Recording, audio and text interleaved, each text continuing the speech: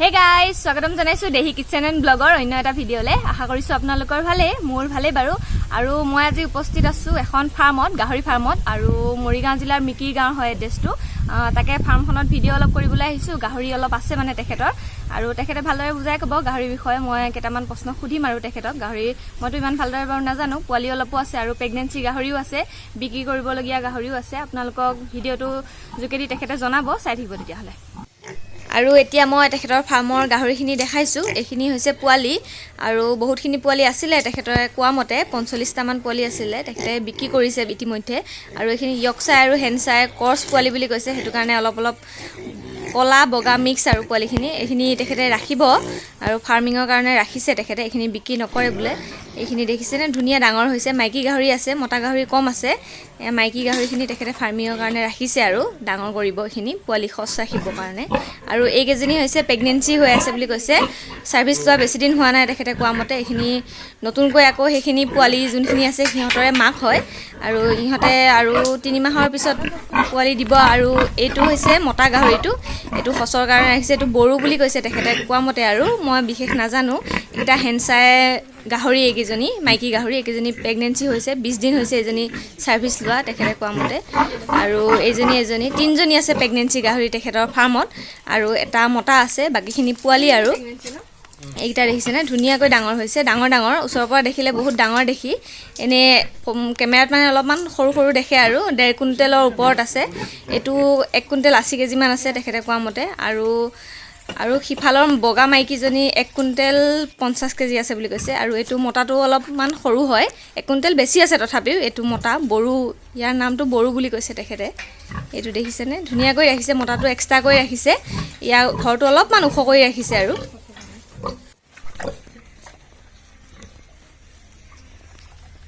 আৰু মই এতিয়া আপোনালোকক গাহৰিখিনি দেখালোঁ তেখেতৰ ফাৰ্মৰ, আৰু এতিয়া ফাৰ্মাৰগৰাকীৰ লগত দুআষাৰ কথা পাতিম। তেখেতক কিছুমান সুধিবলগীয়া কথা আছে মোৰ, সেইখিনি সুধি লওঁ তেতিয়াহ'লে। এতিয়া আপোনাৰ নামটো আৰু এড্ৰেছটো জনাব। হয়, নমস্কাৰ। মোৰ নাম শ্ৰী সন্ধিৰাম ইংতি, মৰিগাঁও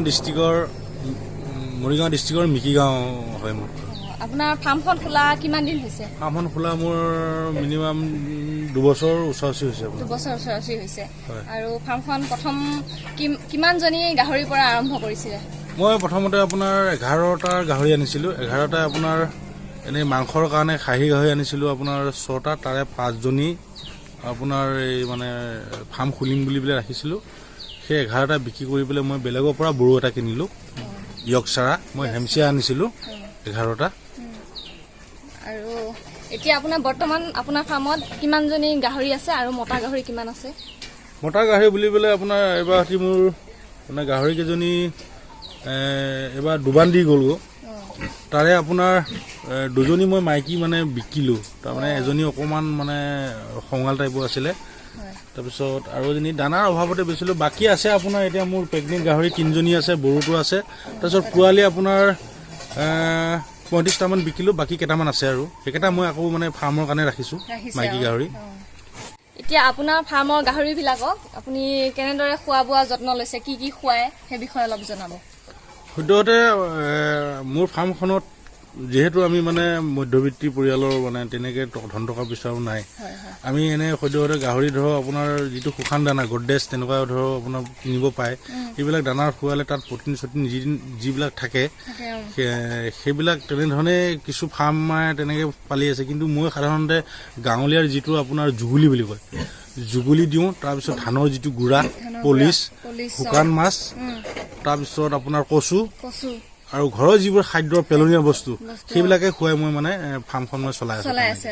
তাৰপিছত আপোনাৰ মেডিচিন যিখিনি ধৰক আপোনাৰ শুকান দানাৰ যিখিনি থাকে, এইবিলাক জুগুলি বা তেনেকুৱা ঘৰৰ পেলনীয়া কচু চচুটো নাথাকে, আমি সেইখিনি মানে ফাৰ্মাচীৰ পৰা বা ভেটেৰিনেৰী ডক্টৰৰ লগত যোগাযোগ কৰি এইবিলাক ধৰক যেনে কেলচকি, এম্বুবেলেক্স, লিভাৰ, যেনে ধৰক আপোনাৰ কি কয় এইবিলাক আৰু পেলু চেলু যিবিলাক দৰৱ, এইবিলাক কিনি আনি পেলাই সময়মতে যেনেকৈ খুৱাব লাগে মই তেনেকৈ খুৱাওঁ। মই সদ্যহতে প্ৰশিক্ষণো লৈছোঁ মই গাহৰি।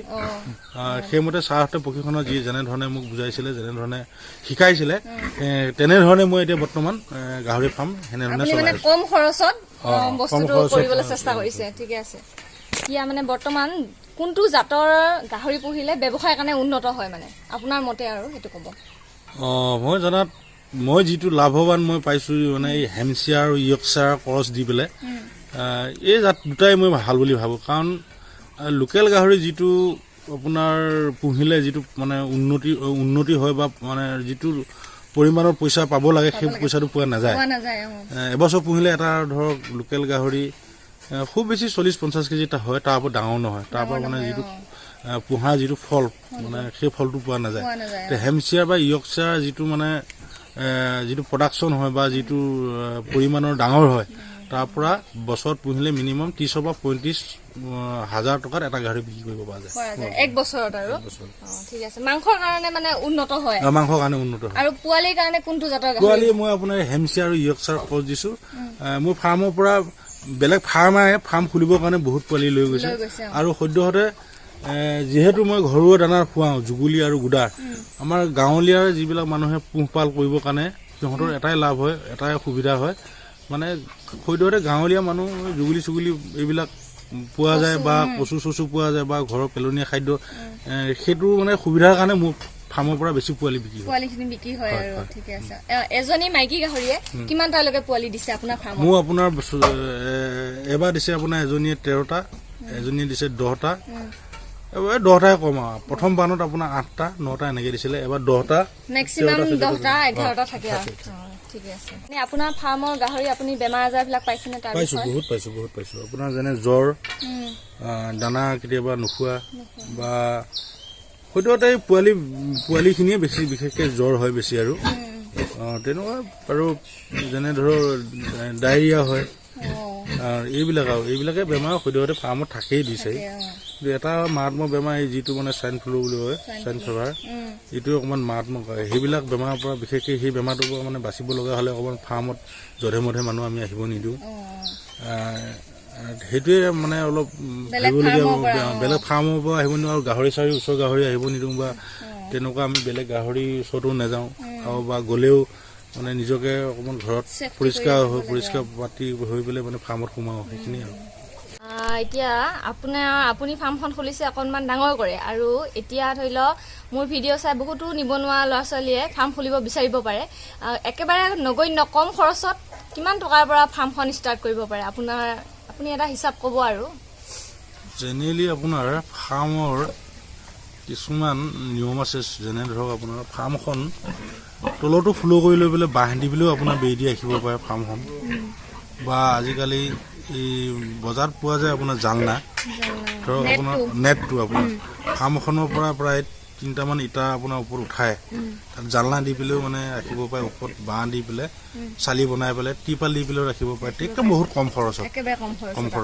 তেনেকৈ বনাব পাৰে গাহৰি সেই আপোনাৰ নিজৰ ওপৰত ডিপেণ্ড বোলে মই কেইজনী গাহৰি ৰাখোঁ হয় ভাল মাইকী গাহৰি আনিব লগা হ'লে সদায় মানে ফাৰ্মাৰবিলাকক কৈছোঁ নিপুল 14টা থকা আনিব আপোনালোকে নিপুল 14টা থকা হ'লে 14টা পোৱালি দিলে তেতিয়া মানে সমানে গাখীৰ খাব পাৰে এনেধৰণৰ কিছুমান কথা আছে বহুতখিনি কথা আছে আৰু আপুনি মাজতে কৈছিলে আপুনি প্ৰশিক্ষণ লৈ আহিছে ক'ত কেনেকৈ প্ৰশিক্ষণ লৈ আহিছে অলপমান জনাব সেই বিষয়ে মই গুৱাহাটী খানাপাত এবাৰ ল'লোঁ 3 দিন মৰিগাঁও RSCT ল'লোঁ 10 দিন হয় আমাৰ ভেটেৰিনেৰী ডক্টৰ ছাৰহঁতে আমাক প্ৰশিক্ষক হিচাপে তেওঁলোকে আমাক গাহৰিৰ বিষয়ে বিভিন্ন কথা আমাক মানে জ্ঞান দিছে বুজাইছে এনেধৰণে গাহৰি মানে কি প্ৰসৱ হ'বলৈ ছাৰ্ভিচ লোৱা বা কিমান দিন থাকিব লাগে এইবিলাক বিভিন্ন ধৰণৰ আপোনাক শিকাইছে নতুন ফাৰ্মাৰবিলাকে কওঁ যিবিলাকে গাহৰি ফাৰ্ম খুলিবৰ কাৰণে বিচাৰিছে সদ্যহতে তেওঁলোকে প্ৰথমে ট্ৰেইনিংটো মাৰি লওক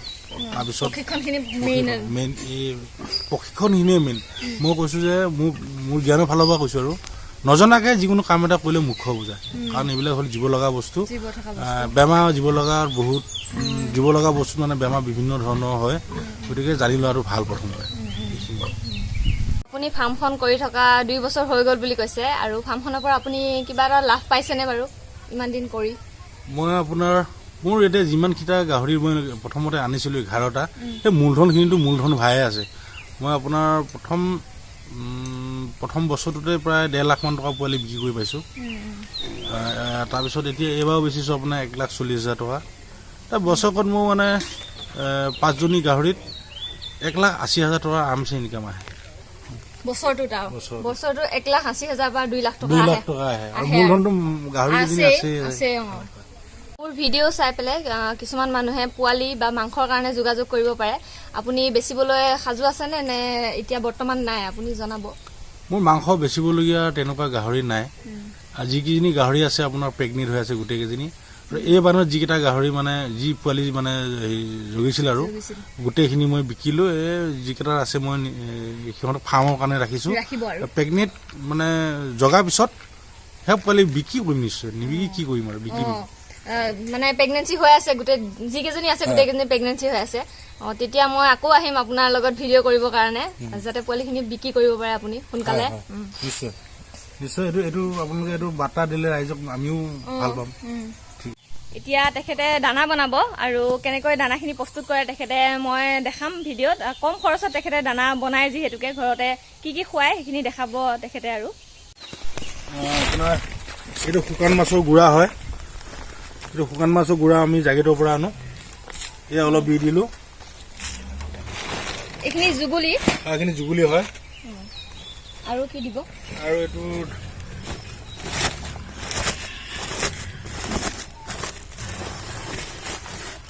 এইবিলাক ধানৰ যিটো পলিচ ধানৰ পলিচ দি দিওঁ আমি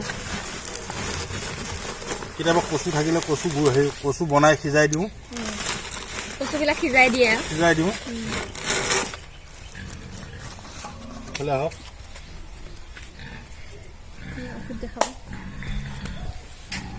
এইটো আপোনাৰ লিভাৰ হয় হিমালয় লিভ 52 এইটো যদি দিওঁ এইবিলাক নিওঁ এইটো হ'ল আপোনাৰ এম্বুফ্লেক্স এইটো গোঠৰ কাম কৰে আৰু এইটো কেল শক্তি বুলি কয় হয় এইটো মিনাৰেল ফুড বুলি কয় এইবিলাক গোঠৰ কাম কৰে তাৰমানে এটা দিলে এইটো নিদিওঁ এইটো দিলে এইটো নিদিওঁ তেনেকুৱা এটাই দিওঁ ঠিক আছে তাৰপিছত এইবিলাক কেতিয়াবা গাহৰি জ্বৰ হ'লে এইটো জেণ্টাভেট বুলি কয় এইবিলাক মাৰোঁ তাৰপিছত এইটো ফেৰিটাছ এইটো আইৰণ হয় পোৱালি আপোনাৰ 7 দিনৰ পিছত আমি এইবিলাক ইউজ কৰোঁ বেজি এইটা মেন'লছ প্লাছ এইটো জ্বৰ হ'লে মাৰোঁ জ্বৰ বিষৰ কাৰণে ভাল হয় ইনজেকশ্যন এইবিলাক পেলু টেবলেট আৰু এনেকুৱা এইবিলাক ফেনাল চেনাল আছে তেনেকৈ চলাই আছোঁ আৰু ফাৰ্মখন এজনী আপোনাৰ প্ৰেগনেন্সি গাহৰি ওয়েটটো কিমান আছে মানে লাইফত আপোনাৰ 1.5 কুইণ্টেল আছে 1.5 কুইণ্টেল হ'ব ন কি মাহ হৈছে প্ৰেগনেন্সি হোৱা 20 দিন হৈছে 20 দিন হৈছে আপোনাৰ ফাৰ্মলৈ আহি ভাল লাগিলে আপোনাক বহুত বহুত ধন্যবাদ থাকিলে এইখিনি সময় দিয়াৰ কাৰণে আৰু ফাৰ্মখন আৰু যাতে আগুৱাই যাওক আৰু যাতে বহুত ডাঙৰ হওক তাৰে শুভেচ্ছা থাকিলে আপোনালৈ আৰু উন্নতি কৰক ধন্যবাদ থাকিল আপোনালৈ ধন্যবাদ থাকিল আমাৰ এই ফাৰ্মখন ৰাইজক মানে অকণমান প্ৰচাৰিত কৰাৰ কাৰণে ধন্যবাদ দিছোঁ আজিলৈ নমস্কাৰ